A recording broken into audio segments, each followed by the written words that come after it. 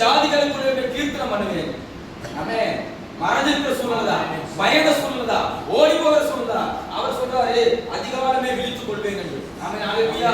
அதுக்கு ஆண்டவரே ஜனங்களுக்குள்ளே துதிப்பேன், ஜாதிகளுக்குள்ளே கீர்த்தனம் பண்ணுவேன் என்று சொல்கிறார். ஆமென். ஹalleluya. ஆமென். வந்திருக்கிற விசுவாசிகளே, தெய்வம் சொல்ற காரியம் நமக்கு பிரச்சனை வருகிறதா, போராட்டம் வருகிறதா, நம்ம சோர்ந்து உட்காரக்கூடாது. ஆமென். தெய்வத்தை துதிக்க ஆரம்பிக்கணும். ஹalleluya. ஓ தாவீது அப்படி துதித்தார்.